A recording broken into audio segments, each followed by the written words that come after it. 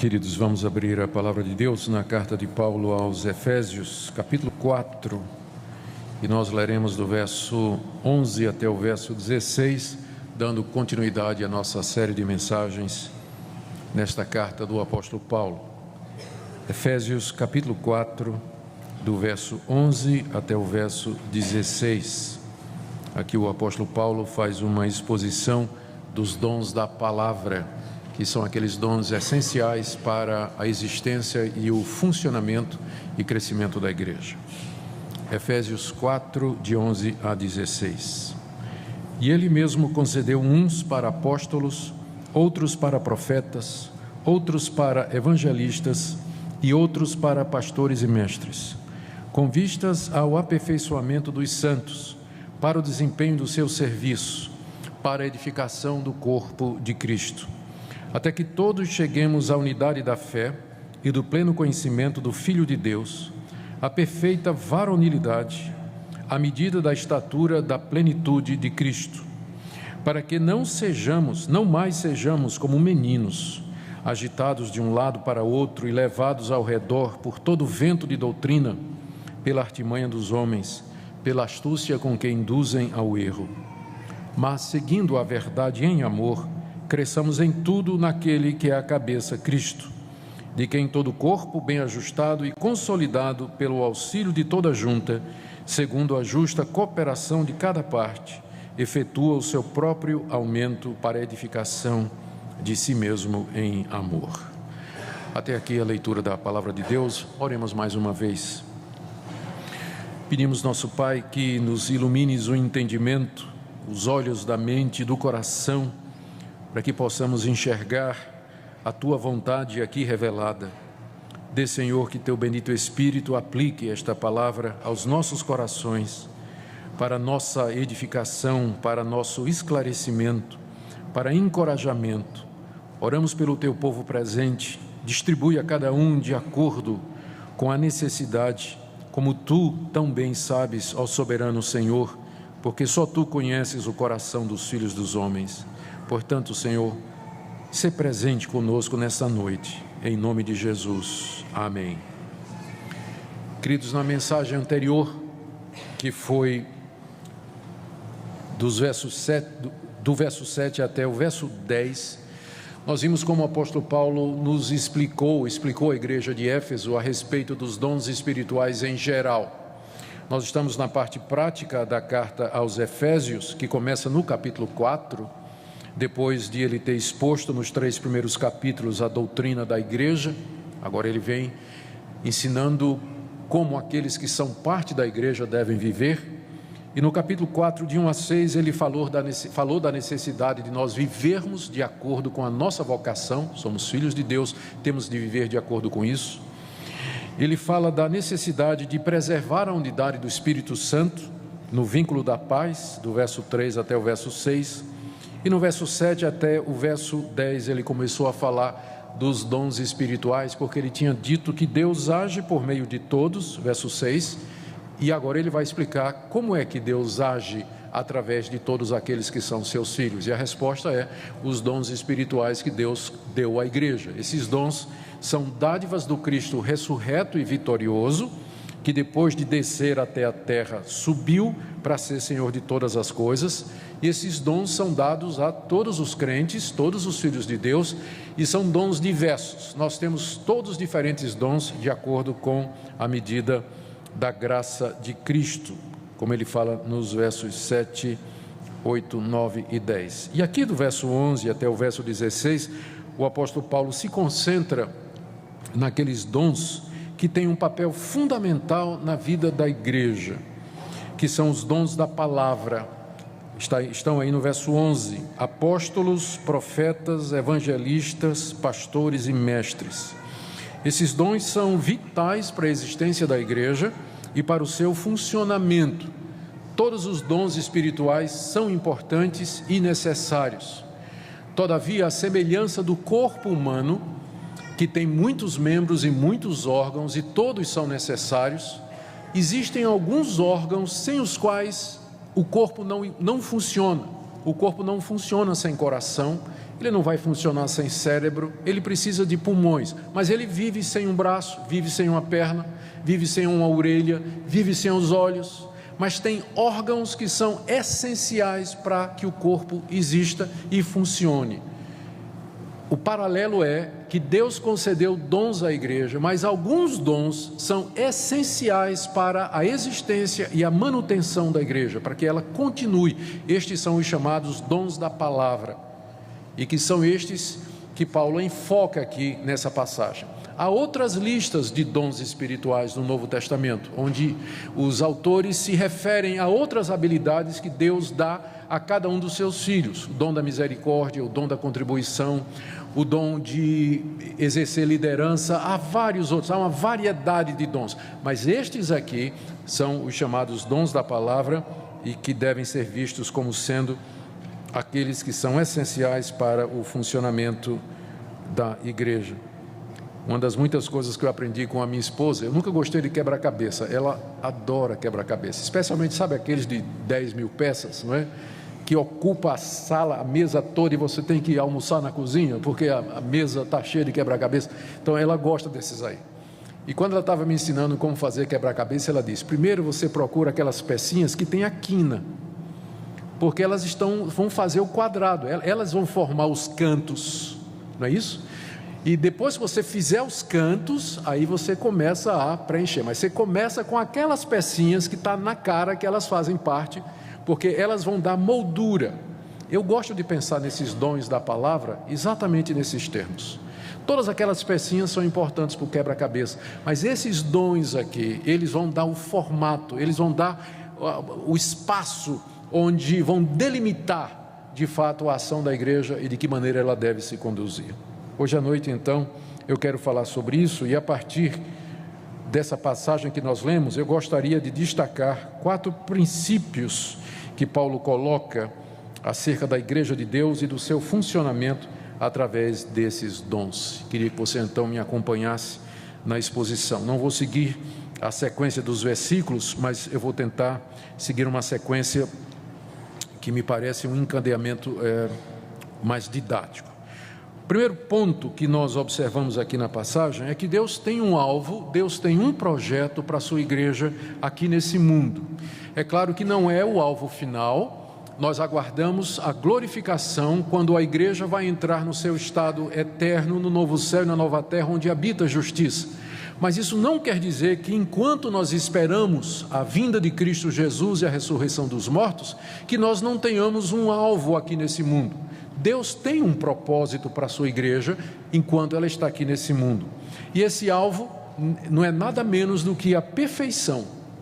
Deus quer que nós sejamos perfeitos, nós os seus filhos, nós sejamos perfeitos doutrinariamente, espiritualmente e moralmente.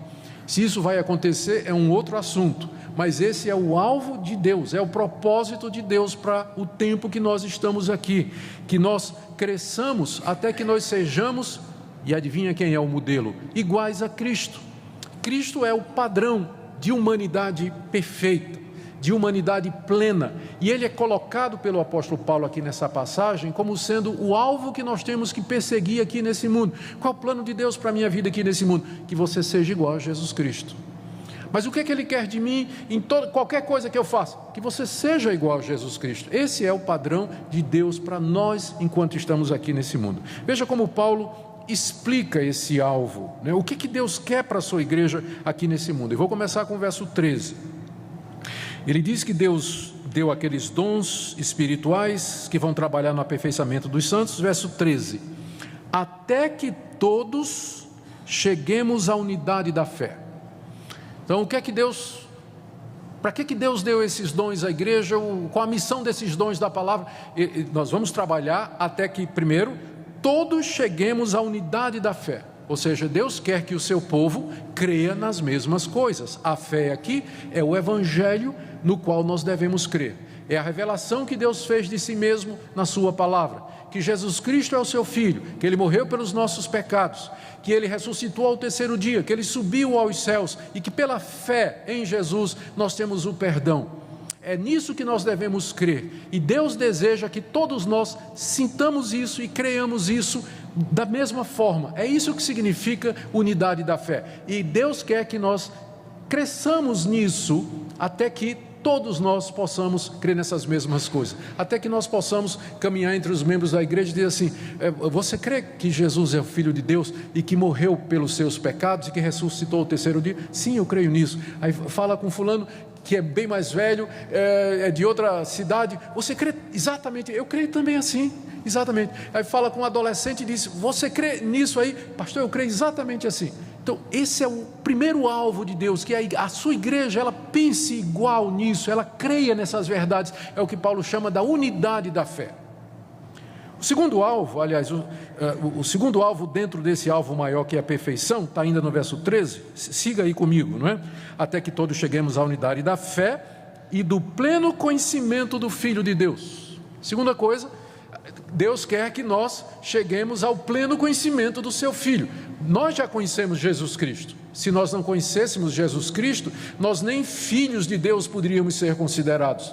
Mas Deus quer que nós cheguemos ao pleno conhecimento, ao conhecimento mais profundo e completo de quem é Jesus Cristo, o que Ele fez por mim, o que representa a sua cruz, a sua graça, estar unido a Ele, o poder da sua ressurreição, a glória que Ele trará na sua segunda vinda. Deus quer que nós prossigamos a conhecer mais e mais a pessoa de Cristo. E se você pensa que isso é alguma coisa que você vai conseguir fazer em alguns anos, você está muito enganado, porque a palavra de Deus diz que nele habita corporalmente toda a plenitude da divindade.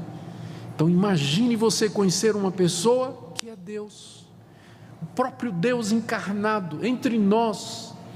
Ou seja, nós não vamos levar alguns anos, nós vamos levar eternidade afora. Mas o alvo de Deus aqui nessa vida é que você cresça no conhecimento de Cristo, o Filho de Deus, da sua pessoa e da sua obra. Há uma terceira coisa, ainda no verso 13: até que todos cheguemos, e aí eu vou ler a última frase, a perfeita varonilidade, à medida da estatura da plenitude de Cristo.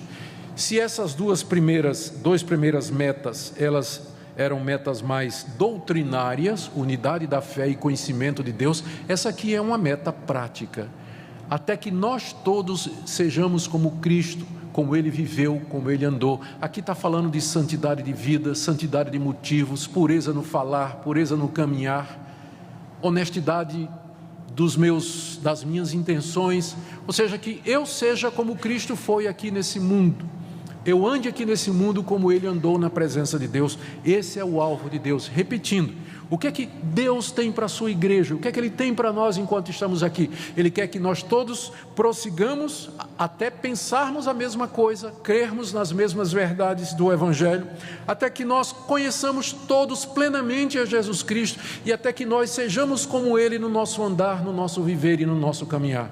Ou seja, é um padrão muito alto. Eu fico pensando naqueles cristãos que pensam que a vida cristã é um padrão muito abaixo desse aqui, e que reduzem a vida cristã simplesmente a vir à igreja, cumprir algumas obrigações religiosas. Deus tem um alvo para você, para a sua vida, e esse alvo está colocado bem alto, bem distante, e Deus quer que nós cheguemos até lá, E qual o propósito de Deus com isso? O que é que vai acontecer quando nós pensarmos a mesma coisa, conhecermos a Cristo plenamente e vivermos como Ele? A resposta está no verso 14: para que não mais sejamos como meninos, agitados de um lado para outro e levados ao redor por todo o vento de doutrina, pela artimanha dos homens, pela astúcia com que induzem ao erro. Ou seja, resumindo, o que Deus quer de nós é maturidade, constância. Ele diz, para que nós não sejamos mais meninos. O menino, ou a criança, ela é conhecida pela sua inconstância, pela instabilidade das suas emoções. Uma hora está chorando, 30 segundos depois está morrendo de rir. Tem hora que quer uma coisa, você vai dar, ela não quer, já quer outra. Então é a figura da inconstância. Uma criança, ela está em desenvolvimento, ela ainda não tem referenciais, ela ainda não aprendeu determinadas coisas, e por isso ela é inconstante. Mas o alvo de Deus não é que você fique na meninice espiritual. instável, inconstante, não sabe no que acredita. Tem tempo que está bem com Deus, tem tempo que está ruim com Deus, tem tempo que está com vontade de vir à igreja, tem tempo que não está com vontade de vir para a igreja, tem hora que está com vontade de ler a Bíblia e de orar, depois já não está mais. Isso é meninice espiritual. Deus quer que nós não sejamos mais como meninos. E tem outra característica do menino: o menino acredita em todo mundo. Se você encontrar um menino de 2, 3 anos, 4 anos, 5, 6 na rua, e você começar a conversar com ele, ele vai lhe tratar assim, como se você estivesse sempre dizendo a verdade. Ele vai lhe respeitar, vai dizer todo esse tipo de coisa. Menino acredita em qualquer coisa. Tem cristãos que acreditam em qualquer coisa, que são enganados, são levados de um lado para o outro. É tão fácil enganar a criança, não é? Tão fácil enganar uma criança. E tem cristãos que são assim, podem ser enganados facilmente por qualquer falso profeta, porque é criança. O alvo de Deus é que nós não sejamos mais como meninos. Segunda ilustração que ele usa aqui é das ondas do mar. Meninos, verso 14, agitados de um lado para outro e levados ao redor por todo vento de doutrina. A onda do mar, né? Ela é levada para onde bate o vento. Quando bate o vento terral, que vem da terra para o mar, as ondas se acalmam. Quando vem o vento do mar para a terra, o mar se encapela. Se o vento está soprando para o nordeste, lá vai a onda para o nordeste também. Se ele muda para o noroeste, ela muda também. Essa é a figura da inconstância que Deus deseja evitar na igreja. Em outras palavras, Deus quer que nós creamos as mesmas coisas, cheguemos ao conhecimento de Cristo e sejamos como Ele, para que nós não sejamos mais como meninos. Jesus não era um menino nesse sentido, mas um homem maduro, constante, fiel ao Pai, andando em todos os caminhos do Pai, em santidade, em verdade, amando a verdade, estando disposto a morrer por ela. É isso que Deus quer para mim e para você. Então, esse é o primeiro ponto que eu queria deixar para você nessa noite. Ou seja, Deus tem um alvo, Ele tem um projeto para nós aqui, nessa vida, nesse mundo. Ele não nos tirou das trevas para a luz, para nós ficarmos aqui confortavelmente em nossos lugares, esperando o dia da redenção. Mas tem trabalho a ser feito, tem coisas a ser aprendidas, tem muita coisa a ser feita pela frente, até que nós possamos alcançar esse alvo. Agora, note o segundo ponto, o segundo princípio que nós podemos tirar do texto. A maior barreira para que este alvo seja alcançado é o erro. A maior barreira para que esse alvo seja alcançado é o erro. O erro, ou seja, as falsas doutrinas, as heresias. Olha o que é que Paulo nos fala a respeito do erro no verso 14. Quando ele diz assim que o alvo de Deus é que nós não sejamos levados de um lado para o outro, ele diz, levados por um vento, mas um vento de doutrina. O que é um vento de doutrina? É uma doutrina falsa que vem sobre a igreja rápido, súbito, passageiramente, superficialmente, e que sai derrubando tudo no caminho. Através da história, muitos ventos de doutrina sopraram sobre a igreja, trazidos por falsos mestres, ideias que de repente incendiaram multidões, e depois que o vento passou, se verificou que não era nada daquilo. Quem não lembra, por exemplo, nos anos 60, o dente de ouro? Nossa, que febre percorreu a igreja. Eu tenho aqui, ganhei um dente de ouro, né? Fui batizado com o Espírito Santo, ganhei um dente de ouro, Deus me abençoou. E depois de alguns meses aquilo passou. E por causa da crise tem gente extraindo o dente de ouro hoje para ver se a situação melhora, né? Mas era um vento de doutrina. Vento de doutrina. E quantos outros ventos? O deísmo no século XVIII, a tentativa de juntar o cristianismo com a ciência, e que levou multidões, convenceu tantos pastores e representou uma ameaça tão grande para a igreja, e depois, quando aquilo baixou, deixou um saldo mortal de púlpitos vazios, igrejas destruídas. Ou no início da igreja cristã, no século II, o gnosticismo surgiu com uma força tremenda, um vendaval dentro da igreja, inclusive convencendo homens de porte, pastores de grande capacidade, que se tornaram gnósticos ou maniqueístas no seu pensamento, como Agostinho, por exemplo, no começo da sua vida. E depois de um século aquilo passou e deixou um saldo terrível para a igreja. Ventos de doutrina, eles estão soprando constantemente sobre a igreja, e se você é uma criança, é como a onda do mar, você vai ser levado por ele. Muitos são levados por esses ventos de doutrina, essas novidades que aparecem aí. Paulo nos diz aí no verso 14, ainda, que esse vento de doutrina, ele vem pela artimanha dos homens. Homens que usam de artimanha. Ele continua dizendo, pela astúcia com que induzem ao erro. São homens com mente pervertida, que querem ganhar dinheiro, popularidade, poder, espaço, nome. E aí eles são astuciosos, eles induzem as pessoas ao erro, através de artimanhas. Todo mundo sabe o que é uma artimanha, uma disfarçatez, é uma estratégia enganosa, em que a pessoa se apresenta de uma forma que ela não é, usa linguajar evangélico, canta os cânticos evangélicos, fala como evangélico, usa algumas verdades do evangelho, mas aquilo é artimanha, porque no fim ele quer induzir ao erro, para ganhar dinheiro, ganhar poder, ganhar espaço, ganhar popularidade.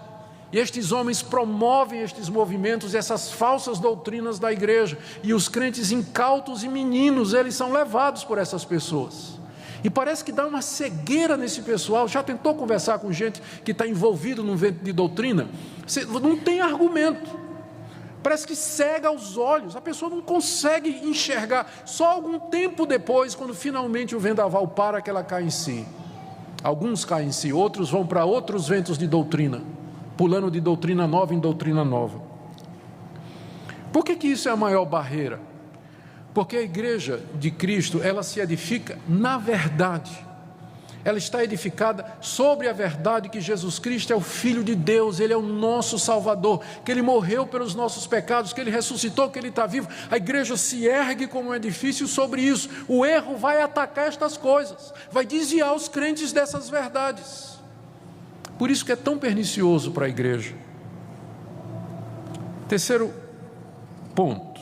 Meu primeiro ponto é que Deus tem um alvo, e o alvo é que nós cresçamos até a perfeição que é Cristo. Meu segundo ponto foi que o maior desafio a isso é o erro religioso. Terceiro ponto é que o caminho de Deus, então, foi dar à igreja homens que conheçam, creiam, defendam, exponham e divulguem essa verdade. Agora nós vamos para o verso 11 e verso 12. E Ele mesmo concedeu uns para apóstolos, outros para profetas, outros para evangelistas e outros para pastores e mestres, com vistas ao aperfeiçoamento dos santos, para o desempenho do seu serviço, para a edificação do corpo de Cristo, até que todos cheguemos à unidade da fé, do pleno conhecimento, etc, etc. Então, qual foi o caminho de Deus para que a sua igreja seja edificada na verdade e fuja do erro? Foi dar à igreja pessoas com o dom da palavra, pessoas que conheçam a verdade, defendam a verdade, exponham a verdade, divulguem a verdade. Esse foi o caminho de Deus. Note que Paulo, no verso 11, ele não está falando de dons mais, mas ele está falando de pessoas. Veja o verso 11. E Ele mesmo concedeu uns e outros. Ou seja, pessoas que foram dotadas por Ele com a capacidade de conhecer a verdade, transmitir a verdade, explicar a verdade, ensinar a verdade e expandi-la pelo mundo. Estes são aqueles dons que nós dizemos que são essenciais para que a igreja possa se edificar, a igreja possa crescer. Uma igreja onde estes dons espirituais, onde pessoas dotadas por Deus para explicar a verdade, igrejas onde não existe isso, elas são sujeitas a vento de doutrina. Com facilidade elas são levadas para um lado e para o outro, seguindo toda novidade que aparece, todo modelo novo que aparece, unção que aparece, campanha que aparece, lá vai a igreja. Eu não estou dizendo que dons como de ensino, aliás, dom de contribuição, de misericórdia, o dom de louvar a Deus, eles não são importantes, mas eles não conseguem barrar a chegada do erro, eles não conseguem desmascarar o erro. Dom de línguas, como é que o dom de línguas vai desmascarar um falso profeta, ou um falso ensinamento? Ou milagres e curas, que infelizmente são a ênfase de muitas igrejas, e deixam de lado o dom da palavra. Resultado é vento de doutrina. vai para um lado, vai para o outro, não consegue barrar. Por isso que Deus deu à igreja pessoas que estão distribuídas, segundo Paulo aqui, em 5 ministérios. Vamos rapidamente olhar esses ministérios. O primeiro que ele menciona aqui são os apóstolos. Embora a palavra apóstolo seja usada no Novo Testamento para se referir a pessoas que saem em trabalho missionário, eu não creio que é a estes que Paulo está se referindo aqui pelo contexto, mas ele está se referindo àqueles 12 que Cristo escolheu e ao apóstolo Paulo, ele mesmo. Ele se chama de apóstolo no início da carta, Paulo, apóstolo de Jesus Cristo.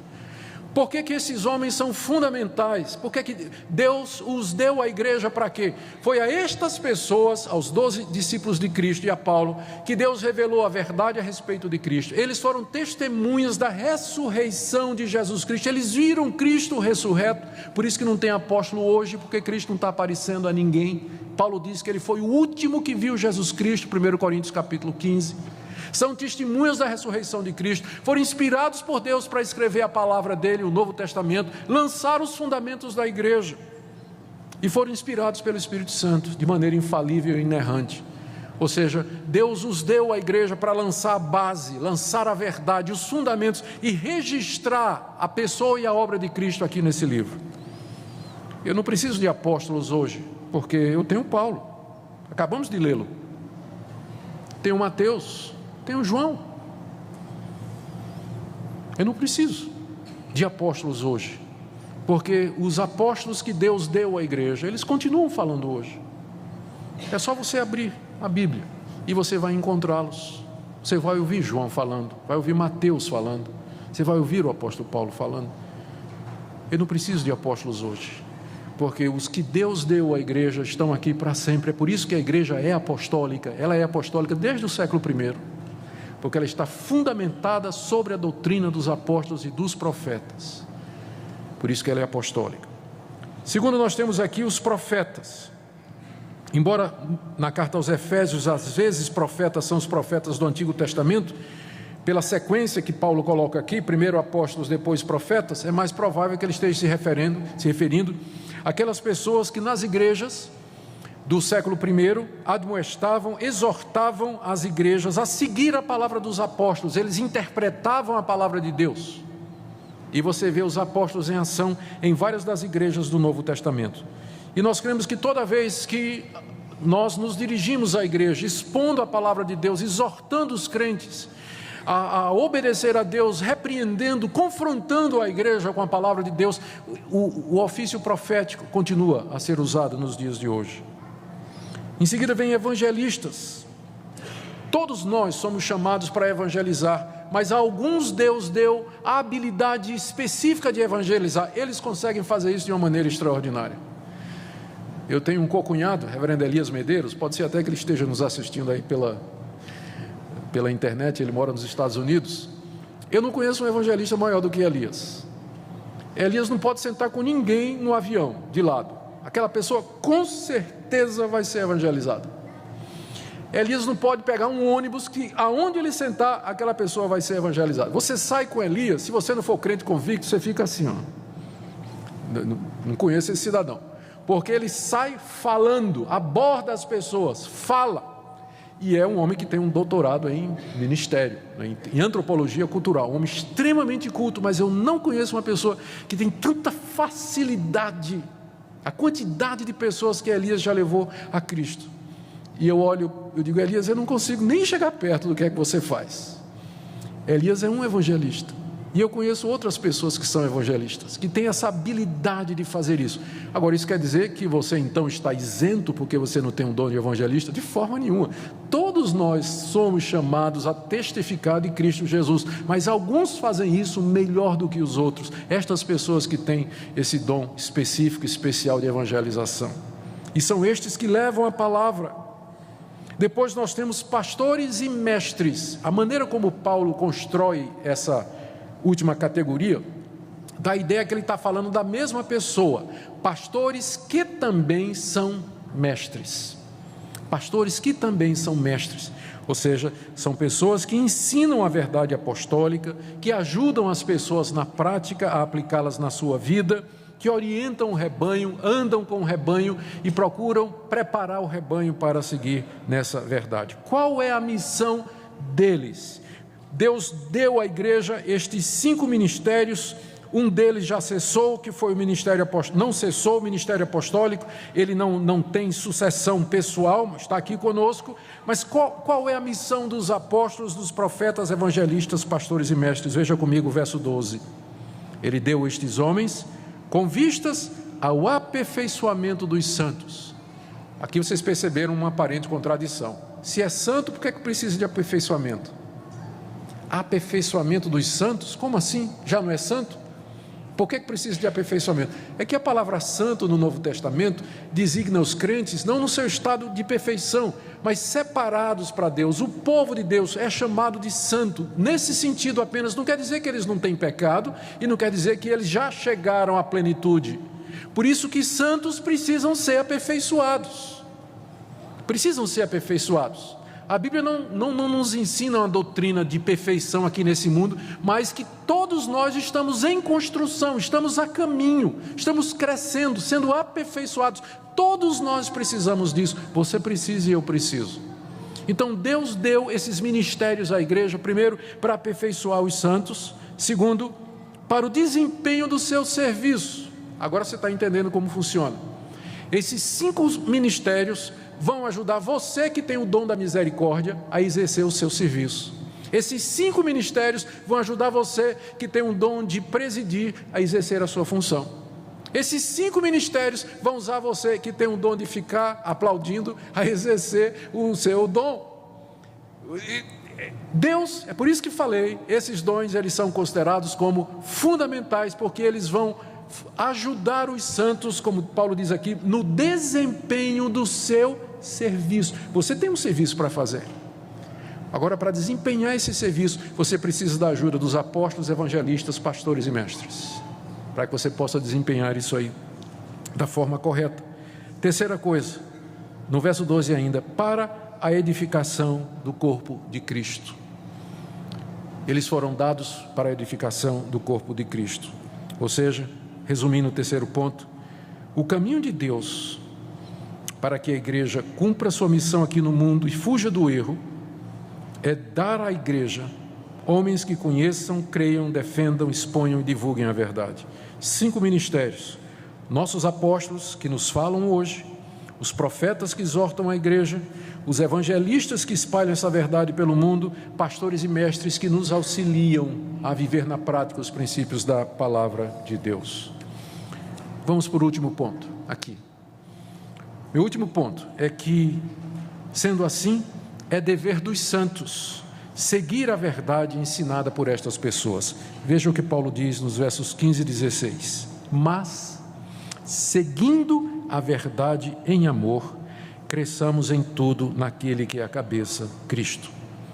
Ou seja, em vez de dar ouvidos aos homens astuciosos que induzem ao erro, que está no verso 14, nós vamos seguir aqueles que Deus colocou na igreja para nos ensinar a verdade. Seguindo a verdade que nos é ensinada e é exposta pelos apóstolos, profetas, evangelistas, pastores e mestres, seguindo a verdade em amor, porque a verdade não pode ser usada como uma marreta para quebrar a cabeça de ninguém, ela tem que ser ensinada, as pessoas têm que ser persuadidas, seguindo a verdade em amor. Vamos então crescer naquele que é Cristo. Como é que se dá esse crescimento? Como já falei, primeiro, seguindo a verdade que nos é ensinada. E agora estou falando da parte de vocês, não é? Seguir a verdade que está sendo ensinada, seguir a verdade em amor. Segundo, todos cooperando com os seus dons. Veja o verso 16. Paulo compara a igreja a um corpo humano. E ele fala que a igreja é o corpo de Cristo, Cristo é o cabeça. E diz que esse corpo bem ajustado e consolidado pelo auxílio de toda junta. A junta é a dobradiça, né? Que junta os membros, são muitos, mas pelas juntas eles estão unidos no mesmo corpo. Então, pela participação de cada um no corpo de Cristo, verso 16, segundo a justa cooperação de cada parte, efetua o seu próprio aumento, estamos falando aqui em expansão da igreja, a igreja aumenta, e edificação de si mesmo em amor, e a igreja se edifica. Voltando, Deus deu esses ministérios à igreja, para quê? Para que você siga a verdade, e para que você trabalhe para Deus, para que você coopere com justiça, como as juntas mantêm o corpo unido. Cada parte fazendo isso, o que é que vai resultar? Final do verso 16, aumento do corpo, a igreja cresce, ela se multiplica, e edificação do corpo, aumento horizontal, edificação vertical. Esse é o plano de Deus para a igreja. O que é que nós podemos aprender aqui, irmãos, então, fechando e fazendo algumas aplicações? Primeiro ponto, eu volto a dizer, todos os dons espirituais são importantes, mas os dons da palavra, eles são essenciais. Por isso nós não devemos menosprezar o ministério da palavra de Deus. Por isso, igrejas que não enfatizam o ministério da palavra, o ensino da verdade, exposição da Escritura, elas estão abertas à penetração do erro religioso. Agora tem uma segunda lição que nós podemos tirar aqui. Embora todos nós, embora os santos tenham o Espírito Santo e são guiados por Deus, eles precisam de ajuda, precisam de instrução e orientação. Eu fico pensando na arrogância daqueles espirituais que não querem se sujeitar ao ministério de ninguém.